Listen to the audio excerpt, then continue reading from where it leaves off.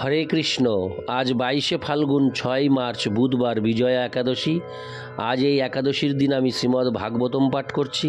আজ আমি পাঠ করব শ্রীমদ্ ভাগবতমের দ্বিতীয় স্কন্ধ সপ্তম অধ্যায় বিশিষ্ট কার্য সম্পাদনের জন্য নির্দিষ্ট অবতার সমূহের শ্লোক 27, 28 ও 29।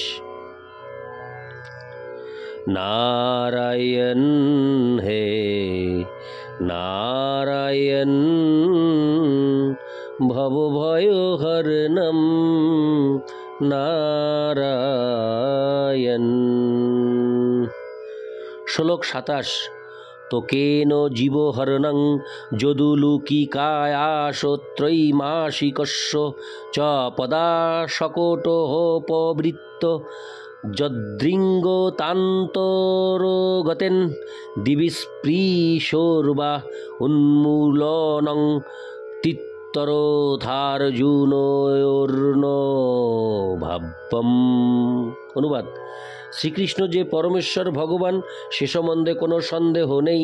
মাতৃক্রোড়স্থিত ক্ষুদ্র শিশুরূপে বিশাল শরীরা পুতনা রাক্ষসীর প্রাণবধ, 3 মাসের শিশু অবস্থায় পদাঘাতে শকট ভঞ্জন, হামাগুড়ি দিয়ে গমনপূর্বক গগনস্পর্শী অতি উচ্চ অর্জুন বৃক্ষ যুগলের অভ্যন্তরে প্রবেশ করে তাদের উৎপাটন, এই সমস্ত কার্য স্বয়ং ভগবান ছাড়া আর কার পক্ষে সম্ভব? তাৎপর্য: মনের জল্পনা কল্পনা দ্বারা অথবা ভোট দিয়ে ভগবান তৈরি করা যায় না, যা আজকাল অল্প বুদ্ধি সম্পন্ন মানুষেরা করছে।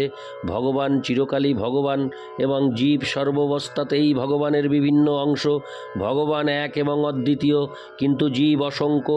এই সমস্ত জীবেরা ভগবান কর্তৃক প্রতিপালিত হয় এবং সেটি হচ্ছে বেদের বাণী। শ্রীকৃষ্ণ যখন তার মাতৃক্রোড়স্থ শিশু, তখন পুতনা রাক্ষসী তার মায়ের কাছে এসে শিশু কৃষ্ণকে তার কোলে নিতে চায়।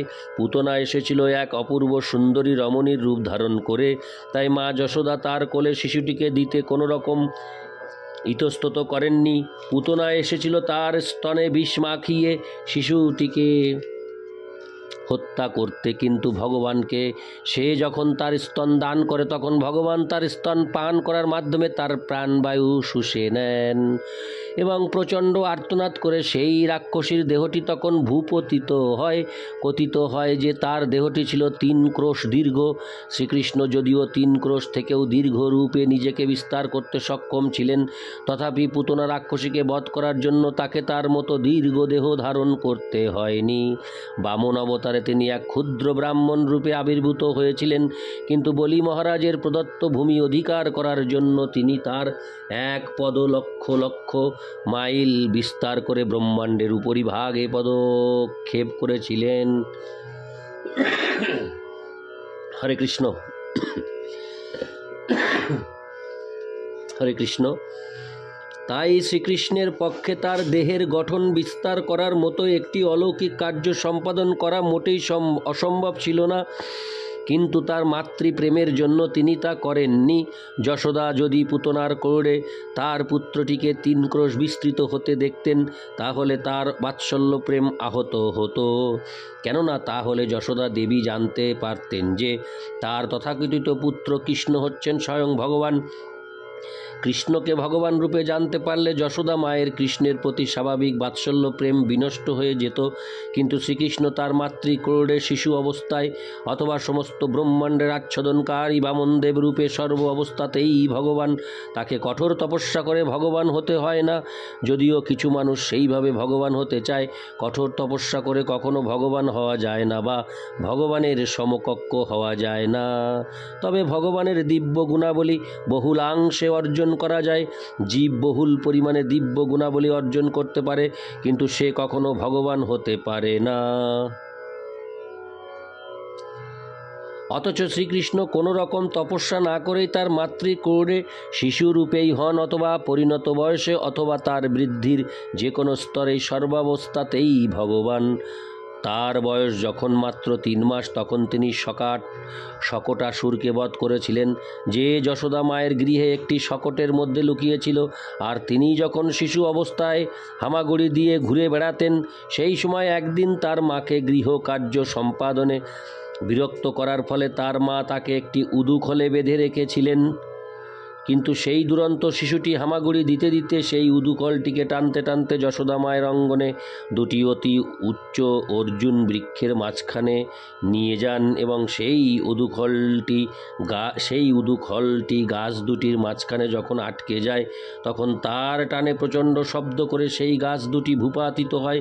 মা যশোদা যখন সেই ঘটনাটি ঘটতে দেখেন তখন তিনি মনে করেন যে ভগবানের কৃপায় সেই বিরাট গাছ দুটি ভূপাতিত হওয়া সত্ত্বেও তার শিশুটি রক্ষা পেয়ে গেছে। তার কোনো ধারণাই ছিল না যে তার শিশু সন্তানটি হচ্ছেন পরমেশ্বর ভগবান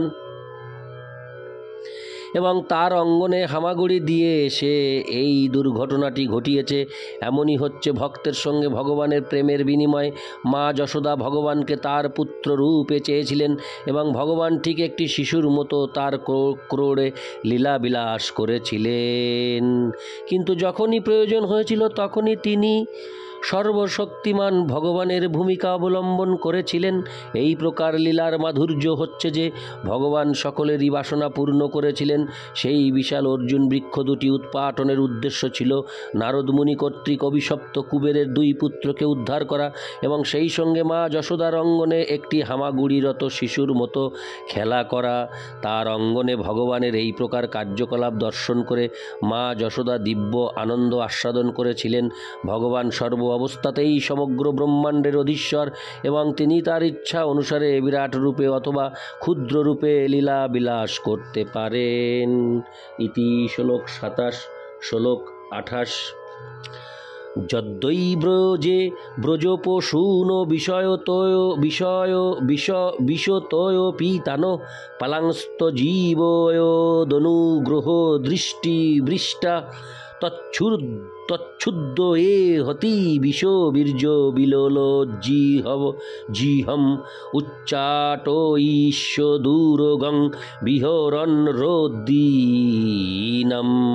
অনুবাদ: যখন গোপ বালকেরা এবং তাদের পশুরা যমুনার বিষাক্ত জল পান করেছিল, ভগবান তার কৃপাপূর্ণ দৃষ্টিপাতের দ্বারা তাদের পুনরুজ্জীবিত করেছিলেন। যমুনার জলকে বিশুদ্ধ করার জন্য তাতে ঝাঁপ দিয়ে তিনি খেলার ছলে বিষের তরঙ্গ উদ্গীরণকারী কালীয় নাগকে দণ্ডদান করেছিলেন। পরমেশ্বর ভগবান ব্যতীত কে এই প্রকার অসম্ভব কার্য সম্পাদন করতে পারে? ইতি শ্লোক 28, শ্লোক 29। তৎকর্ম দিব্যমিব জন্নিষি নিঃশয়ানং দাবাগ্নিনা শুচিবনে পরিদহ মানে উন্নেশ্বতি ব্রজ মতো হো বসি তান্ত কালং নেত্রে পিধাপ্য সবলোহনধিগম্য বীর্য। অনুবাদ: কালীয় নাগকে দণ্ডদান করার পর সেই রাত্রেই যখন ব্রজবাসীরা নিশ্চিন্তে নিদ্রামগ্ন ছিলেন, তখন শুষ্ক পাতা থেকে বনে দাবালন প্রজ্বলিত হওয়ার জন্য ব্রজবাসীদের জীবন সংশয় হয়ে উঠলে ভগবান বলদেব সহ কেবলমাত্র তার চক্ষু নিমীলন করার মাধ্যমে তাদের রক্ষা করেছিলেন। এমনই অলৌকিক ভগবানের কার্যকলাপ তাৎপর্য। যদিও এই শ্লোকে ভগবানের কার্যকলাপ অলৌকিক বলে বর্ণনা করা হয়েছে, তথাপি আমাদের মনে রাখা কর্তব্য যে ভগবানের কার্যকলাপ সর্বদাই অলৌকিক এবং এখানেই সাধারণ জীবের সঙ্গে তার পার্থক্য। বিশাল অর্জুন বৃক্ষদ্বয় উৎপাটন এবং কেবলমাত্র তার চক্ষু নিমীলনের দ্বারা দাবানল নির্বাপন অবশ্য যে কোনো মানুষের পক্ষে অসম্ভব, কিন্তু ভগবানের এই সমস্ত কার্যকলাপ কেবল আশ্চর্যজনকই নয়, তার সমস্ত কার্যকলাপই অলৌকিক এবং সে কথা শ্রীমদ্ ভগবত গীতায় প্রতিপন্ন হয়েছে। যিনি ভগবানের দিব্য এবং অলৌকিক কার্যকলাপ বুঝতে পারেন, তিনি শ্রীকৃষ্ণের ধামে প্রবেশ করার যোগ্যতা অর্জন করেন। প্রকৃতপক্ষে তার জড়দেহ ত্যাগের পর তিনি ভগবানের ধামে ফিরে যান। ইতি শ্লোক 29। নারায়ণ হে নারায়ণ ভবভয়হরণম নারায়ণ।